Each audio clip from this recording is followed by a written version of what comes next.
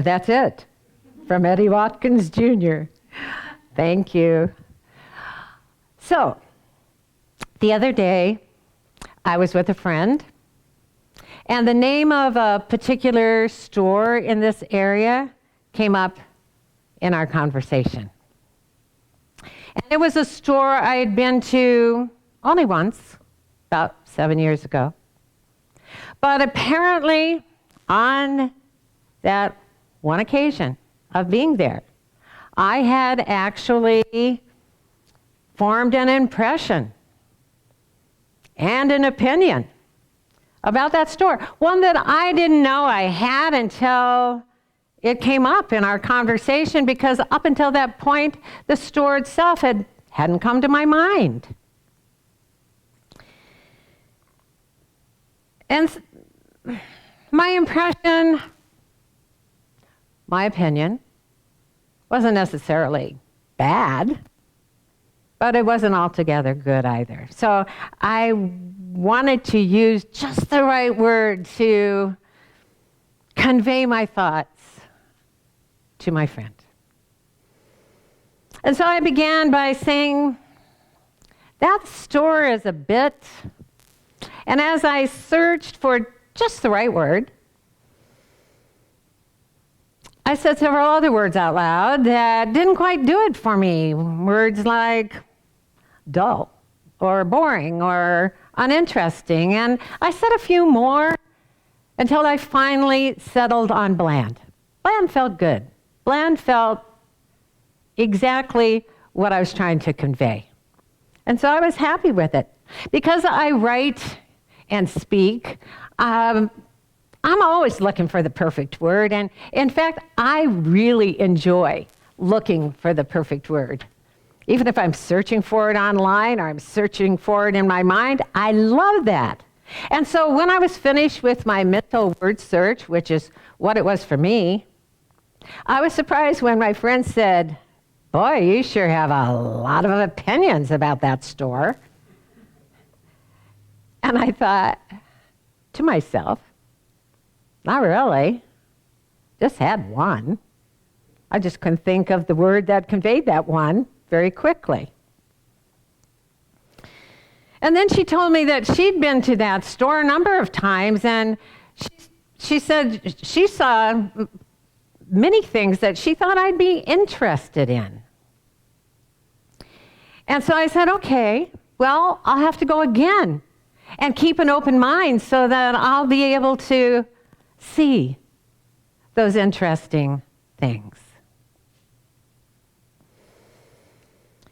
And I realized and felt pretty good that I was able so easily to make a shift from my first impression and my apparently uninformed opinion about that store. And there was absolutely no resistance in me to changing my mind. I had no energy on a new point of view for that particular store. Opening my mind was easy to do. And then I thought to myself, I wish all the shifts in my mind and in my thinking could be that easy.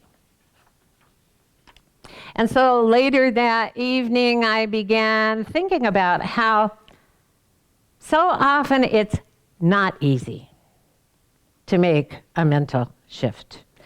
How very difficult, in fact, it is at times for us to have an open mind about certain things or many things that we have a strong opinion about. Now, it's been said an open mind is like an open window. It lets the fresh air in. But when we're attached to a thought or an opinion or an idea of the way things are or the way things should be or the way someone is or the way someone should be, there seems to be a whole lot of resistance to opening our mind and freshening our point of view. So as I considered why we don't let the fresh air in, and so that we can breathe more easily in our life. I realize that often changing our mind and seeing something differently is difficult when we want to be right. If we've always thought a certain way, maybe because our parents thought the same way, and because even our teachers tried to drum it into our head what we think about most subjects, if it turns out that they were wrong about certain things that we were sure they were right about, we worry about how many other things we could still be wrong about now, about ourselves or someone else or life and how it goes, even about God. We'd rather argue for our limitations than be wrong that we can't change. We'd rather defend and explain our current situation than to open our mind to a new way of seeing ourselves in life. George Bernard Shaw wrote, "Progress is impossible without change. And those who cannot change their minds cannot change anything." There's more to this life than meets the human eye, as they say. But whatever that more is, it must first come into our mind before it can come into form in the world and be seen by us. And nothing new can come into our awareness if our mind isn't open to receive it. Which brings us to the title of today's talk, Are You a Pop-Top? Which is another way of asking, how easily can you open your mind? Now, when Pop-Top cans first came along way back in 1959, that invention had a huge impact because it brought a new level of convenience to all of us, the consumer. Now, the first Pop-Tops, if you recall, had a tab. And you popped open the can of beer or soda and threw away the tab, often not in the trash can. And so once the tabs left the cans, they became dangerous, like Jimmy Buffett sings about in Margaritaville. You could step on one of those and cut your foot. And then someone open-minded had a new thought, a new idea. And nowadays, Pop-Tops stay on the can once it's open. And they're not just on soda and beer cans. They're on everything. They're on soup cans and cans of tuna. And practically anything that can be put in a can can be opened with a Pop-Top. Amazing. Apparently, we humans really, really like easy open with just about everything except our mind. Now, sometimes it seems that our mind couldn't even be opened with a church key or a crowbar. We get comfortable with the contents of our mind as it is. We like all those thoughts we've got lined up. We don't even have to think about what we think about anything. They're all there. We tend to want to stand firm on the viewpoints we think are right. And it seems easier to stick to convenient judgments and familiar opinions. Abraham Hicks tells us that you are the creator of your own reality. What you focus on grows. That's why thoughts get confusing and often toxic when they're growing inside a closed mind. Even though so many of the thoughts that comprise the way we think keep us from being aware of more and better things about ourselves and life and even God. Fear of being wrong after all this time, and our resistance to seeing something in a different way from the way that we've always seen it keeps our mind closed to a greater awareness of this life that we're living and the power of who we are as we live it. Charles Kettering said people are very open-minded about new things, as long as they're exactly like the old ones. Being open-minded means considering that there are more variations and more possibilities to this life than what we already think there are, what we already think is possible on any subject.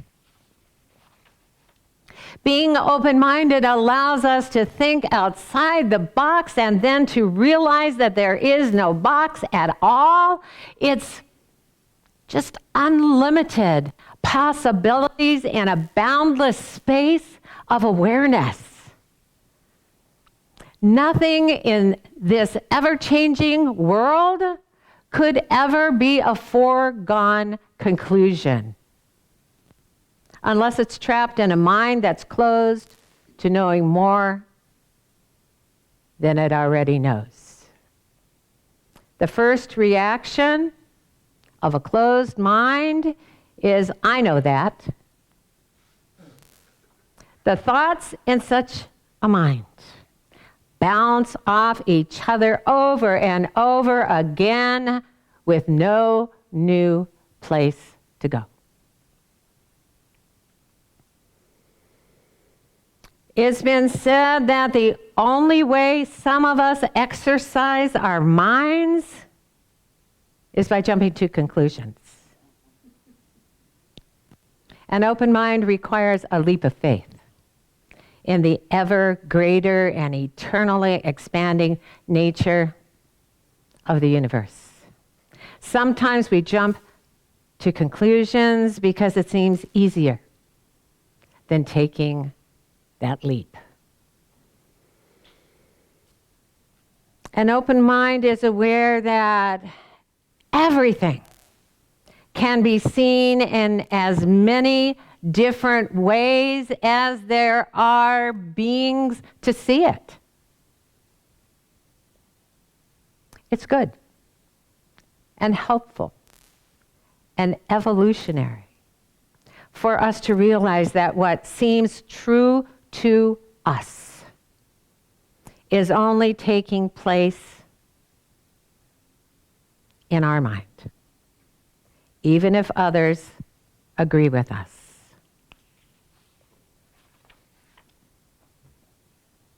Now, it truly doesn't matter if we have just one little old impression and one opinion about anything or anyone, or if we have a whole lot of them.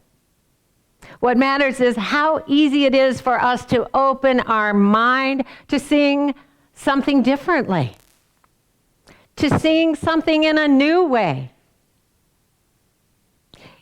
It's a lesson that this world is constantly offering to us. And often when we shake our heads, it's because we're saying, no way, am I going to see that differently? An open mind is open to the more there is in each moment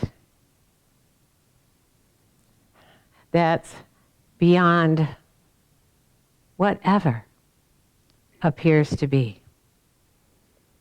And if we're feeling good, if we're feeling content, if we're feeling happy, if we're feeling peaceful, we're non-resistant to the more that is.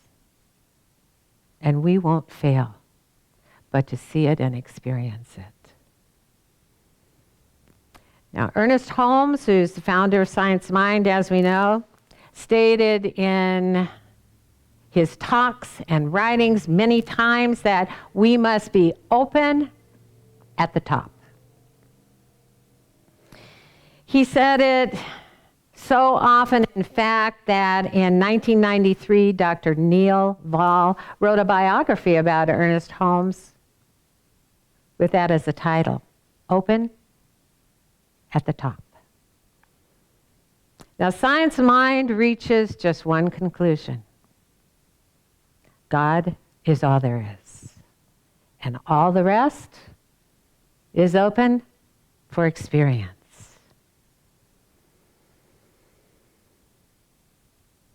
When we're open at the top, there is no limit to what we can experience because the infinite source of life, the very mind of God, is available to us. Now, we've been focusing for several Sundays now on the practice of mindfulness. And we could say that in order for us to be mindful in the moment, we need to be present in that moment with a mind that isn't full. Mindfulness is the practice of emptying our mind of preconceived ideas about ourselves and about how life goes and about how we must go every time mentally and emotionally because it's the way we always go. It's about approaching it as if it were new, as if it were filled with unlimited possibilities for us to experience and us to express, because it is. If our mind has a pop top, we're less likely to blow our top and to jump to conclusions and to react through habit rather than through a fresh choice. Keeping an open mind allows us to experience something new within ourselves and something new around us, no matter where we are or how familiar or bland the surroundings may seem. When our mind is empty, it's ready for anything and open to everything. Einstein wrote, "The mind that opens up to a new idea never returns to its original size." Kind of like a balloon. You blow up and it'll never look the same again. We don't need other people to have an open mind in order for us to keep ours open. We're the only one who needs an open mind in order for us to be happy and to be a full participant in the universal expansion plan. It's the only way things expand. It's the only way things grow. It's the only way something new comes into view. We get to choose how hard or how easy we make it for this earth life to teach us just how amazing and free and powerful and unlimited we truly are. Namaste. All righty. Okay, well, this is the time of our service when we express our gratitude out loud, and I could do a word search in my mind and all day and never come up with better words than thank you. So thank you. Thank you for being here. Thank you for being there. Thank you for showing up. Thank you for showing up in this world and following your spiritual journey and finding us. And thank you all along and so far for your financial support so that we have been able to continue to be who we are for you. And so if you're wondering how to keep us being here when you're there, our treasurer, Dr. Jamie, has a whole lot of ways to tell you about. Dude. Good morning. Good morning. Okay, if you are watching live stream, you can donate to the Life Enrichment Center by going to facebook.com/Life Enrichment Center and hit the donate button. If you want to go to our website, lecflint.com, you can go there and find the donate button and submit a donation that way. You can do it via email, and our not email, PayPal. Almost had it, Jim. You can go to PayPal. Our email address for PayPal is lec2512@gmail.com. You can also send us a check. Our mailing address is Life Enrichment Center, P.O. Box 321294, Flint, Michigan 48532.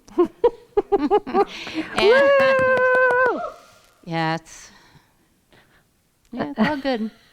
And you can also, if you're here, we're going to take an offering, and I think we're going to take an offering. And then while we listen to Marcy Allen, Jason Phillips, and Larry Manderville doing Grateful. Thank you.